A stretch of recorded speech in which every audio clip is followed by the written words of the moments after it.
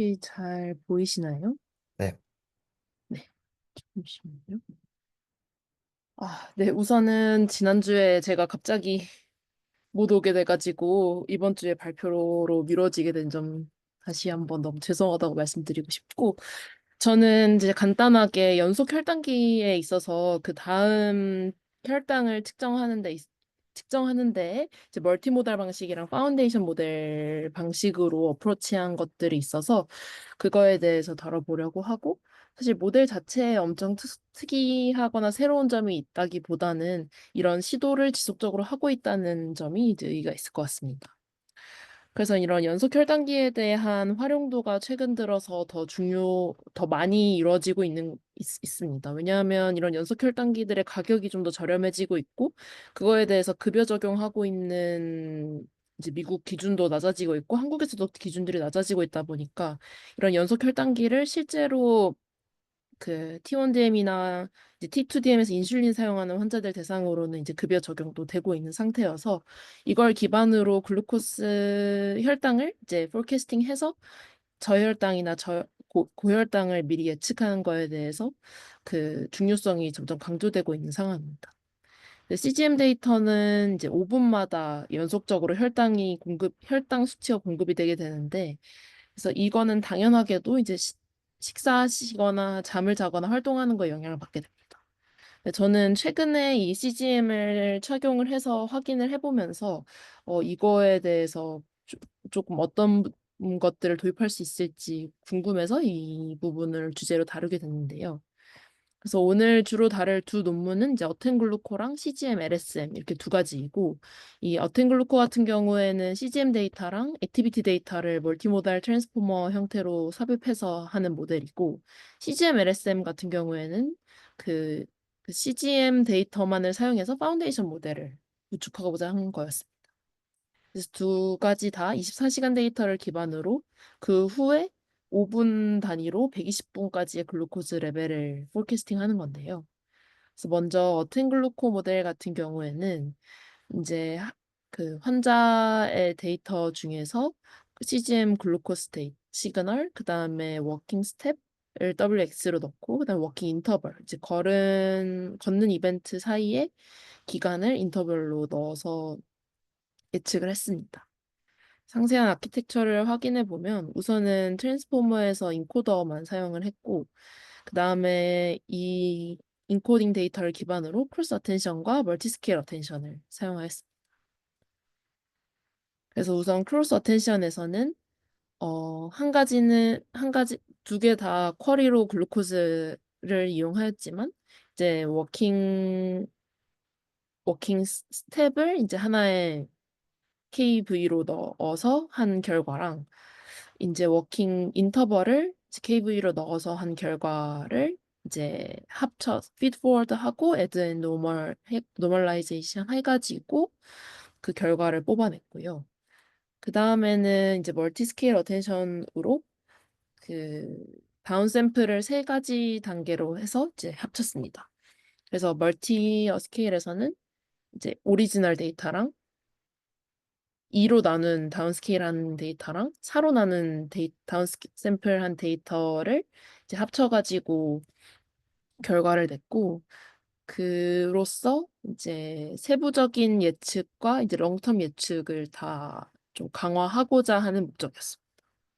그래서 결과적으로는 롱텀 데이터의 예측력이 좀 더 높아졌다고 하긴 하는데, 그 부분의 결과에 대해서는 또 추후에 달아보겠습니다. 그래서 이제 멀티 스케일 어텐션까지 거친 결과를 다시 한번 feedforward, add normal 해가지고 이제 최종 아웃풋을 내는데, 최종 아웃풋은 M개의 그 혈당 측정치를 예상치를 내게 되고, 이제 M개는 5분 단위로 이제 포캐스팅한 것입니다. 그래서 구체적인 아키텍처를 확인해 보면 좌측과 같고, 그래서 여기서의 의미는 이제 크로스 어텐션을 통해서 워킹 스텝과 워킹 인터벌을 다 도입을 할 수 있었다. 그래서 다른 샘플링 레이스를 가지고 있는데도 이것을 다 인테그레이션 할 수 있었다는 의미가 있고, 그다음에 이제 다운샘플한 데이터들을 합쳐서 멀티스케일 어텐션을 함으로써 이제 숏텀 롱레인지 디펜던시를 다 확인할 수 있었다라는 게 있습니다. 그래서 이거의 중요성이라고 하면 이제 CGM 데이터만 확인하는 게 아니라 액티비티 데이터를 이제 크로스 어텐션으로 같이 넣음으로써 롱텀 글루코스 포캐스팅을 개선시켰다라는 점이 있고 이 여기서 사용한 AR-READ라는 데이터가 NIH에서 모은 1000명 이상의 환자들을 대상으로 이제 혈당치, 그다음 피핏을 기반으로 한 활동, 그다음에 수면, 그다음에 심박수에 대한 데이터, 그다음에 EHR 데이터, 그다음에 설문조사 통해서 사람들의 생활 습관에 대한 데이터까지 합친 좀 방대한 양의 데이터인데 이에 대해서 트랜스포머 아키텍처를 적용한 첫 사례라고 중요성을 얘기를 하고 있고 그래서 이의 결과로서는 베이스라인 모델에 비해서 10에서 15% 정도 오차율이 감소하는 것을 확인할 수 있었습니다. 그리고 이거를 이제 다 한꺼번에 다 넣어서 트레이닝 하기도 하고 두 번째 방식으로는 이제 코호트별로 나눠서 다음 코호트로 넘어갈 때는 이니셜라이즈를 했고 그 코호트 내에서는 이제 서브젝트 단위로 계속해서 파인 튜닝 해가는 방식을 도입을 해봤을 때 이제 A가 베이스라인 모델이고 B가 저희가 어텐 글루코인데 그 전체 데이터 기반으로 프리트레인 한 다음에 이제 파인 튜닝 했을 때 각각의 코호트에 대해서 그런 에러율이 감소하는 정도가 어텐 글루코가 훨씬 더 빨랐다라는 얘기를 하고 있고 이를 기반으로 모든 코호트에서 일관되게 베이스라인보다 더 낮은 에러율을 달성할 수 있었고 이로써 더 큰 데이터셋으로 트레이닝 했을 때 더 정확도가 높아질 수 있다라는 걸 얘기를 하고 있고요. 그래서 상세하게 봤을 때도 이제 인슐린 사용하는 군이나 그 인슐린 사용하는 군에서 이제 학습을 시킬수록 오차율이 감소한 효과가 좀 더 명확하게 보이고 있었습니다. 그렇지만 여전히 이제 카타스트로픽 포게팅에 있어서는 그 이니셜 코호트를 넘어갈 때 이니셜라이제이션 안 하고 계속 학습시켰을 때 카타스트로픽 포게팅이 있는 것을 확인할 수 있었습니다. 그래서 이 부분에 대해서는 조금 더 개선이 필요하다라는 부분을 제한점으로 제안하고 있고, 그다음에 아무래도 CGM 데이터만 모으는 것보다 이런 액티비티 데이터까지 다 하는 것이 정확도는 높아질 수 있겠지만, 이게 그 데이터를 모으는 데는 한계가 되기 때문에 그런 점 또한 이제 리미테이션으로 제시를 하고 있습니다. 그 다음은 이제 CGM, LSM인데요. 그래서 그냥 GPT처럼 그 24시간 데이터를 주고 그 다음 2시간 데이터를 그냥 가려놓고 학습을 계속 시킵니다. 다른 액티비티나 밀이나 슬립이나 이런 거 전혀 반영하지 않고 그냥 CGM 데이터만을 기반으로 그거에 대한 이해도를 높이는 걸 목표로 했다라고 생각하면 되고 그래서 그냥 파운데이션 모델의 기능을 할 거라고 기대를 하고 있고요. 기대를 해서 만든 모델이라고 생각이 되고 그래서 단순하게 CGM 데이터만 많이 모아서 90%는 이제 트레인 세트로 만들어서 이제 인터널하게도 뚫어서 가려가지고 예측을 하도록 하고 그다음에 24시간 데이터 이후에 이제 템포럴 테스트 세트를 만들어서 다음 2시간 예측하는 학습을 시킵니다. 그리고 여기서는 되게 일관되게 남은 다음 2시간에 대해서 예측해라 라는 방식으로만 미션을 줬고 그것 같은 경우에는 24시간 데이터를 기반으로 5분 단위로 5분, 10분, 15분, 20분 이렇게 순차적으로 예측을 하도록 했습니다. 그래서 이거의 결과로서는 결국에 이제 1시간 단위의 오차율도 기존 그 베이스라인에 비해서 절반 정도 수준으로 낮아져서 15.6 정도로 확인이 됐었고, 그 다음에 이거를 기반으로 했을 때 모든 환자들 대상으로 이제 제너럴레이션 된 모델이기 때문에 이제 향후에 사용하기에 더 기반이 될 수 있다라고 얘기를 하고 있고, 그래서 CGM 데이터만을 학습시켜서도 이 정도의 정확도를 올릴 수 있다는 게 의미가 있다라고 얘기를 하고 있습니다.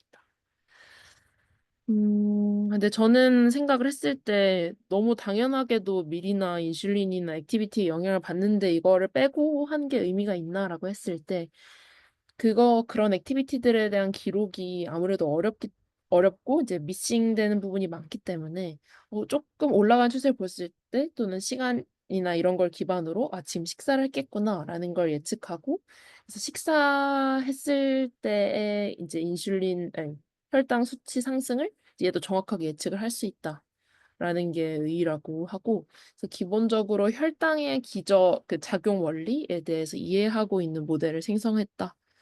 가 여기서의 의미일 것 같습니다. 그리고 이렇게 CGM 데이터를 예측하는 다른 모델들도 그냥 간단하게 사실 GPT한테 물어봐서 확인했던 이 두 가지 모델도 있는데 이제 글루코스 GPT 같은 경우에는 라마를 파인 튜닝해서 만든 거고 이 경우에는 CGM, 인슐린, 그다음 클리니컬 노트를 다 인풋해가지고 LLM에 계속해서 프롬프팅을 다양하게 줘서 1시간 뒤에 걸 예측해라. 인슐린 어떻게 하면 좋을지 예측해라. 이러면서 그래서 다양한 프롬프팅을 하면서 파인 튜닝 해본 모델이었고요. 그래서 다이아포머 같은 경우에는 그 이제 푸드 로그랑 슬림 로그를 인베딩을 해가지고 같이 프리딕션을 했던 모델입니다.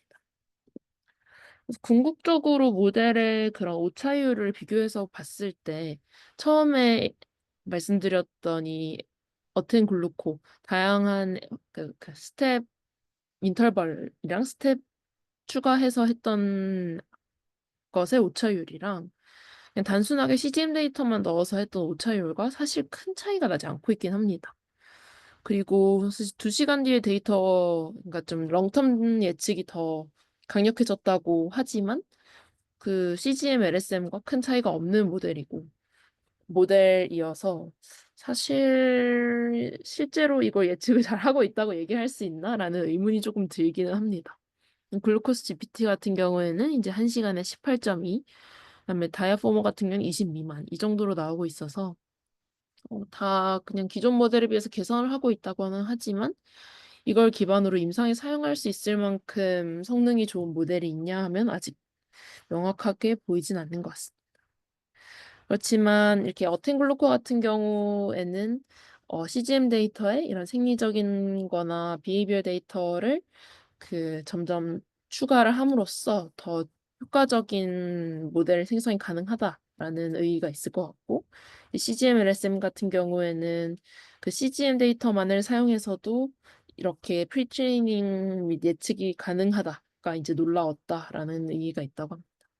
그리고 이제 글루코스 GPT나 다이아포마 같은 다양한 모델들이 나옴으로써 이제 더욱더 제너럴라이즈 되거나 또는 그런 환자의 사용자의 그런 행동 기반으로 또는 프롬프트 기반으로 조금 더 세부적으로 맞춰갈 수 있는 모델들이 나올 가능성이 있다라는 게 결국에 이런 모델들 개발의 기반이 될 것 같습니다. 그래서 우선은 발표는 여기까지.